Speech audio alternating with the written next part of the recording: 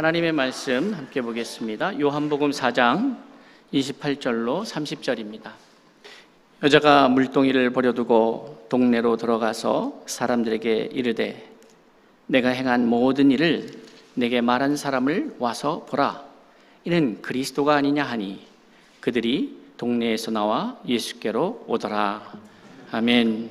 시간에 캄보디아에서 귀한 사역 감당하시는 이중국 선교사님 나오셔서 와 보라 라는 말씀의 제목으로 함께 은혜 나누겠습니다. 우리 환영하면서 하나님 앞에 박수로 영광 돌리겠습니다. 먼저 우리 서울중식교회 모든 성도님들과 우리 목사님께 깊은 감사를 드립니다. 지난 13년 동안 저희를 위해서, 저희 가정을 위해서, 그리고 거플로 교회를 위해서, 캄보디아를 위해서 기도해 주셔서 정말로 감사를 드립니다. 화면을 보면서 잠깐 저희 미니스트리, 그러니까 저희 이름이 여러분 다 아시지만 암노스 캄보디아 미니스트리입니다. 암노스는 작년에도 제가 설명해 드렸듯이 어린 양이란 뜻의 그리스어고요. 그래서 하나님의 어린 양을 의미하는 그런 단체입니다. 다음 장면을 보시면은 저희 암노스 미니스트리에는 세 가지 이제 그 파트로 나눠져 있는데, 암노스 미니스트리 캄보디아의 전체 총괄은 우리 뻐으라는 리더가 지금 담당을 하고 있습니다. 그리고 그 밑에 이제 암노스 거플로 교회가 있는데 여기는 리희응이라는 우리 리더가 담당을 하고 있고요. 암노스 하우스가 있는데 암노스 하우스는 대학생들의 기숙사입니다. 대학생 기숙사 암노스 하우스는 스레이 몬이라는 친구가 담당을 하고 있습니다. 세 번째로는 암노스 장학재단이 있는데, 이 암노스 장학재단은 암노스 하우스를 졸업한 학생들이 스스로 만든 재단이고요. 근데 이제 그 재단만 있는 게 졸업한 학생들만 있는 게 아니라 10명이 졸업을 했는데 그 친구들도 크리스찬 이제 청년들이 모여서 지금 23명의 회원이 있는 장학재단이고요. 여기는 이제 스스로 운영을 하고 있고, 그리고 뻐으라는 우리 리더가 담당을 하고 있습니다. 올해도 역시 대학생 2명을 이 암노스 장학재단에서 학비 전액을 후원을 했습니다. 다음 장면 보시면 이게 이제 여러분 와 보신 분 계시죠? 이게 첫 번째 교회입니다. 거플록 마을에 아무도 사용하지 않는 폐가를 저희가 빌려서 저렇게 이제 리모델링을 새로 하고 예배를 드렸던 게 2013년 5월에 첫 예배를 드렸습니다. 그 이제 서울중심교회에서 2014년에 오셨죠. 그래서 함께 예배하고 했던 장소이고요. 두 번째 장소는 이제 요거 두 번째 이제 장소인데, 저 오른쪽 위에 사진을 보면 저게 6주년 감사 예배 때 이제 사진이고요.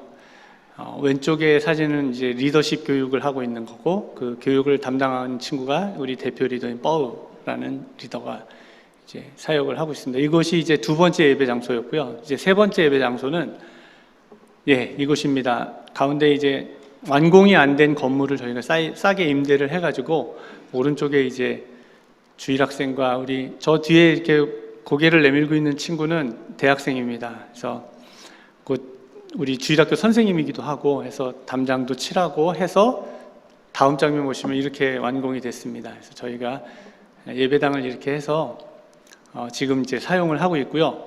이제 안에 들어가 보시면 다음 장면을 보시면 이제 예배 공간을 이렇게 이제 저희가 마련을 해서 감사하게도 귀한 공간들이 세워져서 이곳에서 이제 예배를 드리고, 왼쪽에는 이제 찬양팀이 예배 시작하기 전에 모여서 함께 기도하는 장면이고요. 오른쪽 밑에 사진은 이제 크리스마스 때 예배를 드리고, 크리스마스라고 하지만 다 반팔을 입고 있죠. 크리스마스 때 예배를 드린 겁니다. 이렇게 했습니다. 그래서 예배 공동체를 이루어가고 있고, 이 장면이 바로 이제 지난 5월에 있었던 저희 10주년 감사 예배입니다. 모신 분들이 전부 저희 교회 성도님들은 아니시고요. 캄보디아는 이제 마을 사람들과의 관계가 굉장히 중요해요. 그래서 저희가 10년 동안 그곳에서 예배를 드리는데 마을 사람들의 도움이 없었다면 사실은 쉽지 않은 상황이었는데, 이장님을 비롯해서 마을 분들이 저희를 이제 믿어주시고 또 좋아해 주시고 해서 지금까지 올 수 있어서 올해 10주년은 좀 뭔가 의미 있는 걸 해보면 어떻겠나 해서 마을 잔치를 열었습니다. 그래서 지금 저희 교회 앞마당이 저렇게 많은 분들이 들어오실 수 있다는 걸 이번에 확인했습니다. 600명이 조금 안 되는 분들이 오셔가지고 함께 저녁 식사하며, 그 다음에 저 왼쪽에 있는 저 찬양팀 밴드는요, 저희 옆마을에 있는 교회, 저희랑 아주 가깝게 지내는 선교사님 교회에 이제 청년들이 와가지고 이제 도움을 준 건데요. 이것도 굉장히 의미가 있어요. 캄보디아 사회에서 옆마을하고 사이가 그렇게 좋지 않거든요. 그게 이제 뭐 만달라 시스템, 만달라 세계관이라는 게 있어서 이 마을과 이 마을은 적이고 적의 적은 친구고 이렇게 되거든요. 근데 옆마을 친구들이 와가지고 함께 예배하는 그들의 문화에서는 좀 이례적인 일들을 우리가 해서 좀 개인적으로 굉장히 의미 있는 시간이었다라고 생각을 합니다. 다음 보시면, 그래서 이제 이거는 이제 암노스 하우스 대학생 기숙사고요. 오른쪽 위에는 이제 크리스마스 예배 드리고 우리 함께 리더들과 함께 식사를 하는 장면이고요. 그래서 지금은 이제 7명의 대학생들이 함께 생활을 하고 있습니다. 그 학생들은 전부 이제 왕립대나 이제 우리나라로 하면 연대 정도 되는 사립 학교 중에서 그래도 좀 좋은 학교에 다니는 학생들이고요. 그 다음 장면을 보시면 충신 패밀리입니다. 너무 감사하게 우리 장로님께서 지지난주에 방문해 주셔가지고 함께 귀한 시간을 보냈고, 김성민 집사님이 이제 때 맞춰 저희 10주년 예배에 함께 할 수 있어서 너무 감사했어요. 이제 오셔서 너무 기쁘고 즐거운 시간을 함께 했습니다. 그 다음에 이제 최근에 저희가 시작한 게 이제 작년에도 제가 잠깐 설명을 드렸는데 문화와 선교 연구소가 시작이 되었습니다. 그래서 캄보디아 문화와 역사와 이런 것들을 연구해서 선교에 어떻게 도움을 줄까를 저희는 고민을 하고 있고요. 그래서 매달 공개 강좌를 하고, 오른쪽 밑에 보시면은 카페 하나를 빌려가지고 북 콘서트를 했어요. 그래서 책을 하나 정하고 그 책을 내용을 이제 함께 토론하면서 사역지에서 이러한 일들이 있었는데 이게 과연 캄보디아 문화 속에서 어떠한 것 때문에 일어난 일인가에 대해서 함께 고민하고, 그리고 제가 사는 지역은 푸놈펜이라는 지역인데, 캄보디아가 푸놈펜을 왔다 갔다고 해서 캄보디아를 다 알 수는 없잖아요. 그 얘기는 똑같은 것처럼 내가 뭐 LA를 갔다 왔어 했는데 미국을 다 알아 라고 말하는 거와 뭐 다를 게 없는 것 같아요. 뭐 에티오피아를 갔다 왔는데 난 아프리카를 다 알아. 그렇기 때문에 저기 오신 분들은 이제 각 지역에서 많은 분들이 오셔가지고 그 지역에서 일어나는 일들과 현상들을 함께 쉐어하면서 그 다음에 그것이 선교적으로 어떻게 접근해 나가야 되는가를 함께 고민하는 그런 단체입니다. 저희 가족입니다. 저와 아내와 차신이 이렇게 3명이 그곳에서 생활을 하고 있습니다. 감사합니다. 이렇게 제가 간지 이제 13년이 됐습니다. 올해 만 13년이 지났는데요. 이게 진짜 정말 여러분들의 기도가 없었다면 저희는 가능하지 않은 일이었던 것 같습니다. 그런데 함께 기도해 주시고 격려해 주시고 힘이 되어 주셔서 저희가 이렇게 사역을 할 수 있는 것 같습니다. 오늘 본문을 보시면 요한복음 4장의 말씀은 여러분들께서도 너무 많이 잘 아시는 예수님과 사마리아 여인과의 그런 대화의 내용이 나오는 구절입니다. 찬양도 있잖아요. 이 찬양 많이 다 아시죠? 한번 불러볼까요? 우리 옛 추억을 그리면서 우물가의 여인처럼 난 구했네. 헛되고 헛된 것들을 그때 주님 하신 말씀 내 샘에와 생수를 마셔라. 오 주님 채우소서. 나의 잔을 높이 듭니다. 하늘 양식 내게 채워주소서. 넘치도록 채워주소서. 아멘. 옛날 생각이 납니다. 사진 한번 보일까요? 제가 이 찬양을 25년 전에 이 자리에서 특송을 했어요. 25년 전입니다, 벌써. 예. 별로 외모는 달라지지 않았죠? 예. 감사합니다. 예. 빨리 지워주세요. 예. 감사합니다. 참. 네. 본문으로 돌아오면 사마리아 여인과의 대화는 우리에게 참 많은 의미들을 부여하고 있는 것 같습니다. 근데 이제 기존에 있었던 많은 이야기들도 있지만 저는 좀 새로운 관점에서 새로운 포인트 몇 개를 여러분들과 함께 좀 나누고자 해요. 근데 이제 4장 오늘 읽은 28, 29, 30절 이전에 이제 4장 1절부터 저희가 한번 생각해 보도록 하겠습니다. 4장 1절에 보면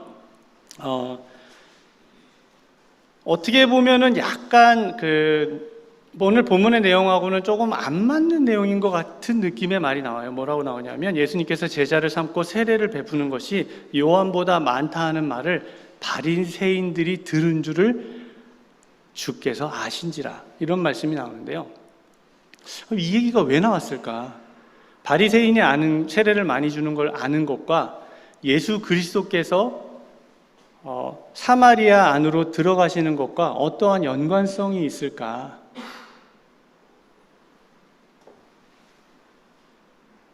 저는 이런 의문을 갖게 되었습니다. 바리새인이 알았는데 그게 뭐 어쩌다는 거지? 라고 생각을 했는데요. 제가 생각을 해보니까 이 바리새인들이 당시에 어떤 사람인가를 알게 된다면 이 구절이 왜 나왔는지가 조금은 이해가 되는 것 같아요. 당시 바리새인 하면 누구였습니까? 기득권이었죠. 바리새인 하면 종교 지도자였을 뿐만 아니라 그 당시 사회에서 힘을 갖고 있는 그런 세력들이었습니다. 그러한 세력들이 예수 그리스도께서 세례 요한도 사실은 그 기득권들에게 있어서는 굉장히 부담되는 존재인데 그 세례 요한보다 더 많은 세례를 줬다는 것은 많은 사람들에게 더 많이 알려지고 있다는 것이기 때문에 바리새인들이 그만큼 긴장을 하고 있다는 표현이 아닌가라는 생각이 들었어요. 그 얘기는 기득권인 지금 갖고 있는 그런 힘을 갖고 있는 세력들이 긴장을 한다는 것은 주시하게 되고, 주시한다는 것은 결국 어떤 사건이 터졌을 때에 그것이 발목을 잡을 근거가 되는 그런 일들과 연결이 되는 거잖아요.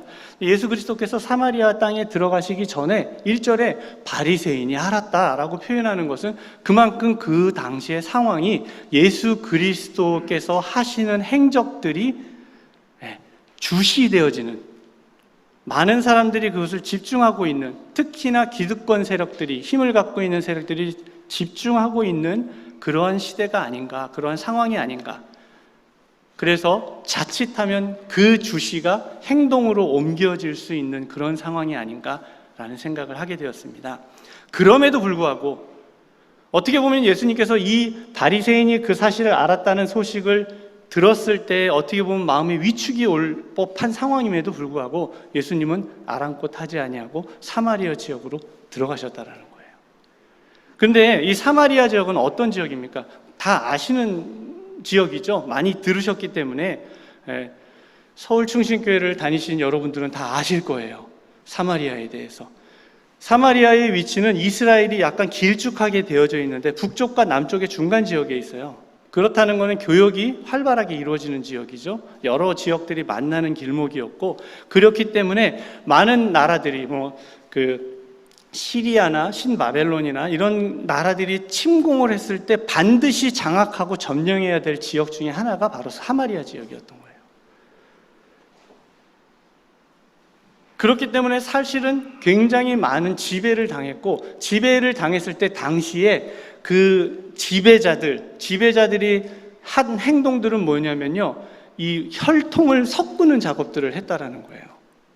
그래서 국제 결혼을 막 의도적으로 시키고, 그래서 혈통을 섞고, 근데 유대인들에게 가장 중요한 건 뭐죠? 나 유대인이야, 이거잖아요. 나 유대인이야. 그렇기 때문에 혈통이 섞였다라는 것은 유대인으로서는 어떻게 보면 굉장히 수치스러운, 부끄러운 그런 과거였기 때문에 그것을 묻어야 되는 상황이었던 거죠.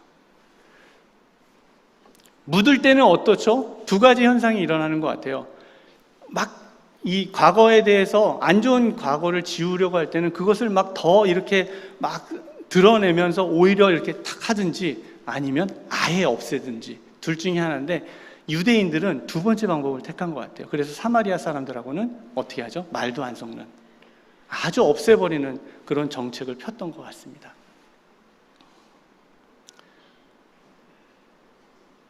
그렇기 때문에 유대인들과 사마리아인의 관계는 매우 좋지 않았던 것이죠. 근데 이건 되게 슬픈 현상인 것 같아요. 슬픈 현실인 것 같아요. 하나님께서 똑같이 사람을 만드셨는데 인종과 출생과 가문과 소속과 여러 가지 사회 요소들로 인해서 서로 존중하지 못하고 서로 섞이지 못하고 서로 함께하지 못하는 현상들이 일어났다는 거죠. 너무 슬픈 현실입니다. 같은 나라, 같은 사람인데. 근데 이게 물론 이스라엘만 이런 게 아닌 것 같아요. 세계 어디 가나 이런 현상들은 존재하고 있는 것 같아요. 캄보디아도 아닌 것 같지만 부자들과 가난한 사람들이 말을 섞지 않습니다. 내가 뭔가 좀 있는 것처럼 느껴지려면 그렇지 않은 사람들을 밟고 일어서야지, 약간 이런 게 아직도 존재. 근데 그게 우리나라는 없을까요? 우리나라도 존재하는 것 같아요. 또 한 가지 이제 13절 14절에 보면은 예수님께서 대답하여 이르시되 이 물을 마시는 자마다 다시 목마르려니와 내가 주는 물을 다시 마시는 자는 영원히 목마르지 아니하리니 내가 주는 물은 그 속에서 영생하도록 솟아나는 샘물이 되리라. 예수님께서 이렇게 말씀을 하셨어요. 근데 여기에서 보면은 이 사마리아 여인의 반응을 보면은 예수님과 전혀 다른 가치관을 갖고 있구나라는 것을 알게 됩니다. 복의 개념의 차이죠. 예수님께서는 영생, 생명에 대해서 말씀을 하고 계시는데 이 사마리아 여인의 관점에서는 그게 생명이 아니라 또 다른 어떤 가치, 그들이 말하는 그런 뭔가 가치 있는 무엇인가 라는 생각을 하게 되는 거죠. 개념의 차이가, 가치의 차이가 완전히 다른 것을 보게 됩니다. 왜냐하면 이런 현상은 자신이 속해 있는 문화 속에서 그 말들과 그 현상들을 해석하기 때문이라고 저는 생각을 합니다. 한국 어떤 상황이 펼쳐졌을 때 한국적 정서를 가진 사람들과 캄보디아 정서를 가진 사람들과 해석하는 것이 완전히 다릅니다. 왜냐하면요, 캄보디아는 만달라 세계관을 갖고 있고 한국은 피라미드 세계관을 갖고 있기 때문이에요. 이거는 가치관과 세계관이 완전 다르기 때문에 캄보디아 사람들을 이해하기 위해서는 그 가치관을 우리가 알아야 된다는 거죠. 처음에 제가 많이 실수한 것 중에 하나가, 내가 한국에서 왔고 내가 복음을 들고 왔고 진리를 들고 왔기 때문에 캄보디아에 일어나는 이런 모든 현상들이 내가 갖고 있는 가치관에서 해석을 하면 되겠지라는 착각을 하겠다는 거예요. 그래서 오는 오해와 충돌이 있었다는 거죠. 바로 이러한 현상들이 이 안에 예수님과 사마리아 여인과의 대화 속에서 지금 펼쳐지고 있는 것입니다.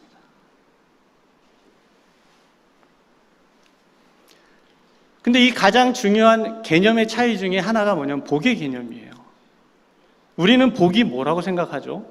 복 하면은 그리스도인으로서, 그렇죠? 그리스도인으로서 가장 큰 복은 뭐죠? 생명이잖아요, 생명.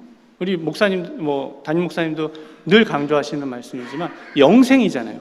구원이잖아요. 이게 가장 큰 우리의 개념 속에서의 복이잖아요. 근데 캄보디아 개념 속에서의 이 복은 영생이나 이런 게 전혀 아니라 현실 속에서 무병장수나 아니면 현실 속에서 제일 중요한 돈이나 아니면 극락에 가는 아니면 자녀들의 어떤 잘됨, 복의 개념이 우리하고는 조금 다른 것을 보게 되는 거예요.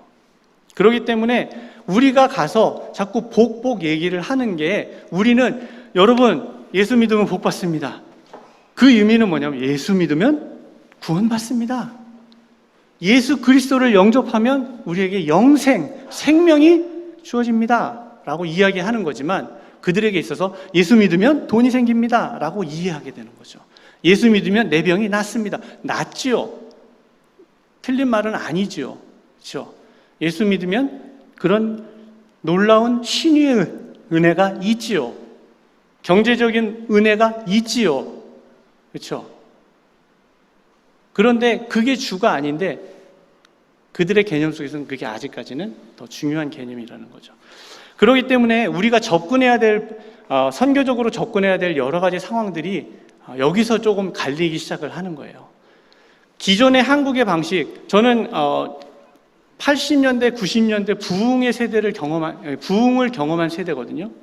그때 막 폭발적으로 우리나라가 일어나는데, 그때 우리 선배님들과 우리 어르신들께서 희생을 통해서 경제적 부흥도 동반됐었잖아요. 그때의 그 어른들의 헌신은 정말 놀라운 헌신들이 있었기 때문에 우리가 그 혜택을 입은 건 사실이잖아요. 그렇기 때문에 한국 안에서 기복신앙은 굉장히 중요한 부흥의 한 파트를 차지한 건 사실이에요. 그건 인정할 수밖에 없는 부분이죠. 두 번째로는 한국 부흥을 일으키는데 중요한 역할을 했던 게 충사상이라고 저는 생각을 해요. 충사상. 그게 뭐냐면 주인이 한번 바뀌긴 어렵지만 한번 바뀌었을 때는 어떻게 하죠? 목숨을 걸고 올인할 수 있는 거잖아요. 그렇죠? 네, 어제 제가 TV를 보면서 이 신세대들과 그 저 X세대와의 차이를 하나 느낀 게, MZ세대는 영끌이라는 말을 쓰더라고요. 근데 X세대, 저랑 나이가 같은 유재석은 올인이라는 단어를 쓰더라고요. 예, 올인, 영끌. 예. 저는 올인이라는 단어를 썼으니까 MZ는 아니죠. 예. 그냥 한번 주인이 바뀌면 올인할 수 있잖아요. 그렇죠? 근데 캄보디아는 그렇지가 않아요. 만달라 세계관은 만다와 라의 관계 속에서 컨트랙 관계가 굉장히 있기 때문에 이 만다가 언제든지 바뀔 수 있어요. 라의 요구에 의해서. 그러니까 우리가 말하는 이 충사상의 개념이 한국적 충과는 약간 다르다는 거죠. 그렇기 때문에 많은 선교사님들이 정말 사랑으로 애정을 쏟아 부었지만 이 친구들은 내가 10년간 이랬으면 됐어 하고 떠나는 경우들이 생긴다는 거죠.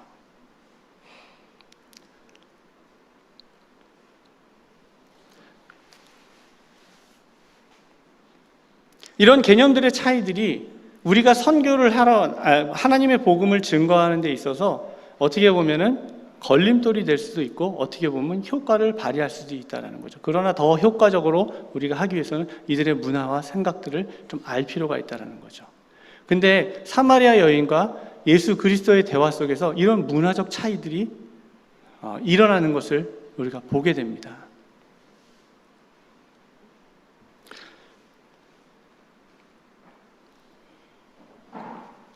캄보디아 분들은 일단 아까 만달라에 대해서 잠깐 설명을 드렸는데, 일단 한번 내가 주인으로 섬기기 시작하면 열심히 해요. 그 기간 안에서는. 그러나 그 기간이 채워지거나 자기가 생각하는 기간이 끝났을 때는 언제든지 갈아탈 수 있는 그런 건데, 우리가 봤을 때는 어떻게 보면은 쟤네들 왜 이렇게 이렇게 박쥐 같지? 라고 느껴질 수도 있어요. 그런데 그들의 생각에서는 전혀 그렇지가 않은 거예요. 그렇다면 이런 가치관을 갖고 있는 분들에게 우리가 절대자이신 예수 그리스도를 어떻게 증거할 수 있느냐, 단지 한 만다의 역할로서의 예수를 증거하는 것이 옳은가에 대한 고민이 시작된다는 거죠. 왜냐하면 만다일 때는 바꿀 수 있기 때문에. 그렇다면 그 이상의 무언가가 우리에게 분명히 제시되어져야 된다는 거죠. 마지막으로 이 얘기를 한번 더. 그리고 또 하나는 예배에 대한 개념이 서로 많이 달랐던 것을 보게 돼요. 이 사마리아 여인이 얘기하는 거는 유대인들이 얘기할 때 이 자리는 예배의 자리가 아니래. 예배의 자리는 예루살렘에 있대라고 공간적이나 지역적인 어떤 보여지는 형태에 의한 예배를 고민했지만, 예수 그리스도께서는 예배에 대해서 건물이나 장소나 위치나 형식이 중요한 게 아니라 말씀과 온 마음으로 드려지는 우리의 자세가 더 중요하다고 다른 이야기를 하고 있다는 거죠. 캄보디아에는 신전이 굉장히 많습니다. 여러분들이 알고 계시는 것은 앙코르왓 하나 알고 계시죠? 근데요, 앙코르왓은요 사실은 가장 큰 규모의 신전이 아니에요. 그보다 훨씬 규모가 큰 신전들이 많이 있어요. 프레이비히어, 이제 얼마 전에 저희가 이제 그 지역을 탐방하기 위해서 프레이비히어라는 곳에 갔는데, 얼마 전에 그 태국과 캄보디아가 국경 분쟁으로 막 싸운 사원 혹시 아시나요? 뉴스에 나오고 그랬는데 그게 브레이비 헤어예요. 앙코르왓보다 훨씬 더 멋있습니다. 근데 그것만 있는 게 아니에요. 곳곳에 그런 큰 신전들이, 어마어마한 신전들이 계속 존재하고 있어요. 앙코르왓의 잉카 문명처럼 이렇게 피라미드 같은 그런 사원도 있어요. 굉장히 규모가 큽니다. 60m 되는, 그 다음에 높이로는 35m 되는 어마어마한 피라미드 같은 존재하고요. 이렇게 캄보디아들은 신전을 많이 만들었어요. 소리아 바르만부터 자야 바르만, 자기들이 왕이 됐을 때 1세, 2세, 3세 막 이렇게 됐을 때 자기들의 파워를 과시하기 위해서 이런 신전들이 만들어지거든요. 그들이 생각하는 예배는 우리가 생각하는 예배가 달랐기 때문이에요. 규모가 크고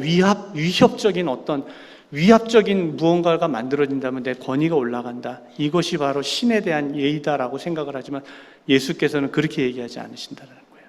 말씀과 우리의 마음이 중요하다라고 얘기하고 있어요. 이런 개념의 차이가 여기서 또 등장을 하는 거죠.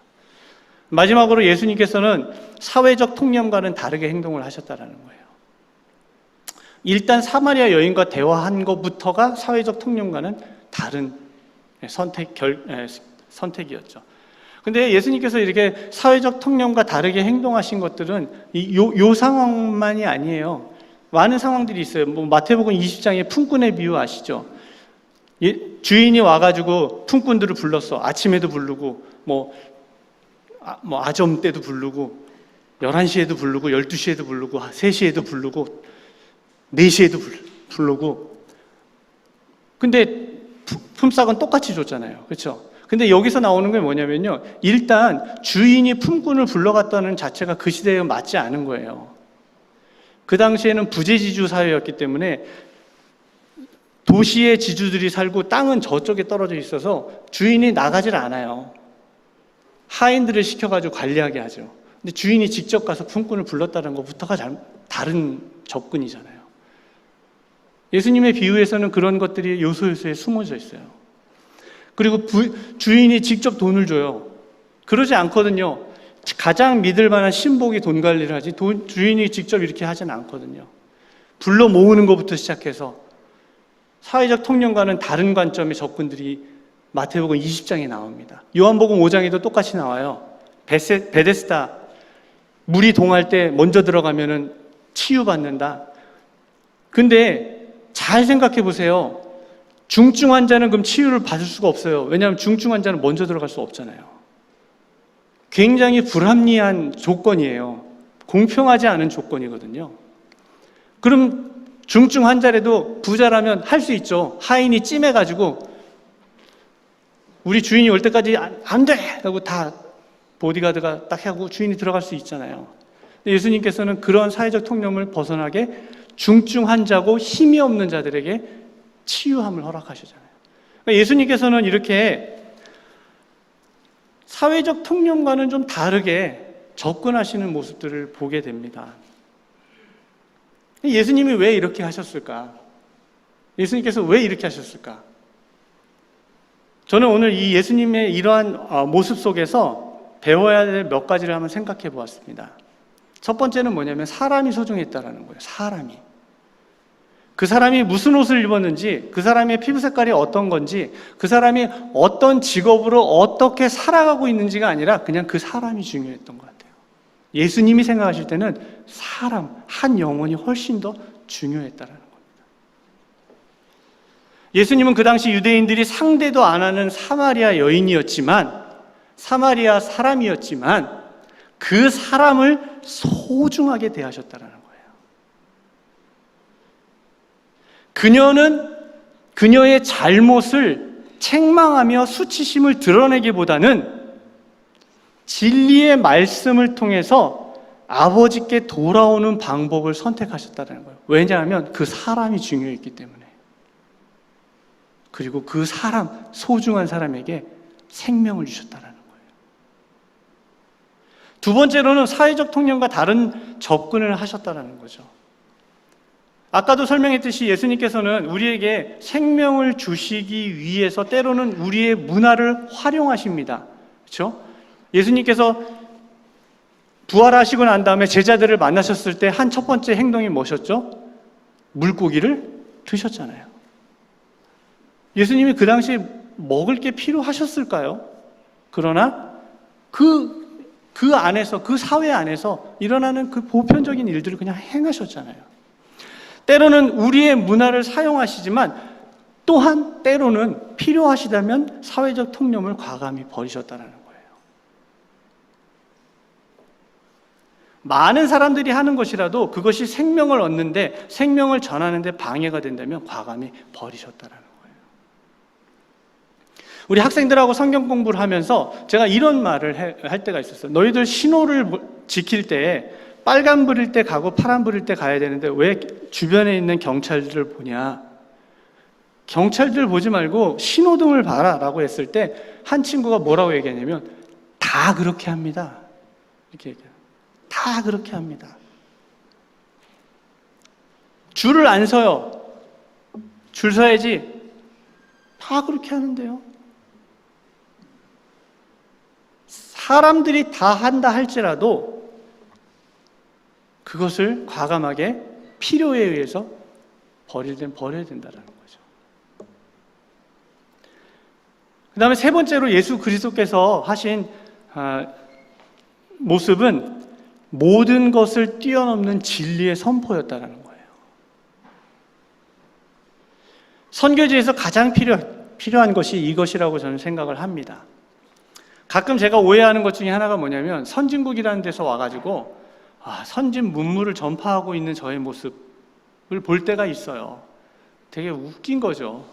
그 이면에는 캄보디아가 낮게 보이는 면이 보이지 않게 드러나는 거잖아요. 그러나 분명한 것은 히브리서 4장 12절에도 있듯이 하나님의 말씀은 살았고 운동력이 있어 좌우의 날선 어떤 검보다도 예리하며 혼과 영과 및 관절과 골수를 찔러 쪼개기까지 하며 또 마음의 생각과 뜻을 감찰하느니 말씀의 파워가 이렇습니다. 모든 것을 뛰어넘는 진리의 선포, 말씀만이 우리를 살릴 수 있습니다. 말씀만이 막힌 문제들을 뚫을 수 있다는 것이죠. 사마리아 여인이 여러 가지 문제들을 갖고 있는 것 같아요. 그렇죠? 얘기를 쭉 들어보면 뭔가 문제가 많이 있어 보이지만 예수님께서 그 문제를 드러내시기보다는 말씀 선포, 그 말씀으로 그 모든 것들을 해결하셨다는 거죠. 마지막으로는요, 제가 이거는 사실 제 직업병이기도 하지만 제일 눈에 들어왔던 것 중에 하나가 현지인이 전파했다라는 거예요. 예수님이 복음을 딱 전했을 때 예수님께서 와보라 이렇게 얘기하지 않았어요. 누가 와보라 그랬죠? 사마리아 여인이 그랬거든요. 사마리아 여인이 와보라. 예, 와보라. 진리를 들은 그 사람이, 말씀을 들은 그 사람이 사람들에게 선포했다라는 것이죠. 와보라. 우리도 복음을 들었습니다. 태어나면서부터 복음을 알고 태어나진 않는 것 같아요.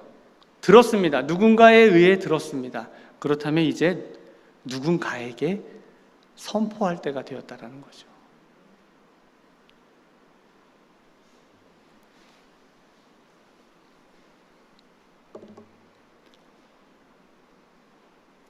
로마서 10장 14절 15절에 보면 저희가 믿지 아니하는 일을 어찌 부르리요 듣지 못한 일을 어찌 믿으리요 전파하는 자가 없이 어찌 들으리요 보내심을 받지 아니하였으면 어찌 전파하리요 기록된 바 아름답도다 좋은 소식을 전하는 자들의 발이여함과 같으니라. 들으셨으면 선포하셔야 됩니다. 이게 생명이 있는 자의 자연스러운 현상입니다.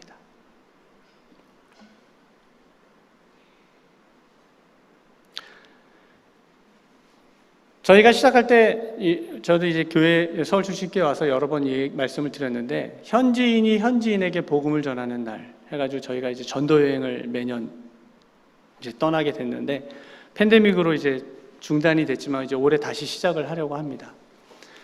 지금 캄보디아 안에서 많은 그리스도인들이 일어나고 있다고 하지만 아직까지도 그 퍼센티지를 보면 굉장히 낮습니다.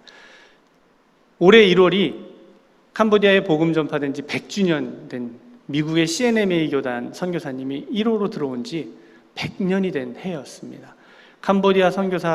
한국 선교사님들이 캄보디아 들어오기는 30년이 되는 해가 바로 2023년입니다. 근데 놀라운 거는요, 네이버에는 기독교인이 1.7%라고 하는데 그거는 뭐 다 섞인 거고요. 카톨릭부터 해가지고 다 섞인 거고, 현지 교단 목사님께서 직접 파악을 하신 거에 의하면 우리 캄보디아의 진짜 크리스찬은 0.4%에서 0.6% 사이입니다 라고 이야기를 합니다. 100년이 됐는데 아직 그 정도라는 거죠. 여러 가지 요소가 있지만, 그렇다면 이제는 100년 동안 해왔던 선교의 방법이 바뀌어야 될 때가 되지 않았나라는 생각을 하게 되는 거죠. 그동안에 이제 우리가 교회를 짓는 사역에 중점을 두었다면, 이제 현지 분들이 스스로 교회를 짓게 하고 선지 분들이 스스로 와보라 외치는 그런 날이 이제는 와야 되지 않냐라는 거죠. 사실 요즘 제가 기도하는 거 있습니다. 기도하는 게 뭐냐면요, 제가 가장 듣고 싶은 말이 있어요. 캄보디아에서 가장 듣고 싶은 말이 뭐냐면, 선교사님 이제 당신이 필요 없습니다. 이 말이 정말 듣고 싶어요. 선교사님 이제 당신이 더 이상 필요 없습니다.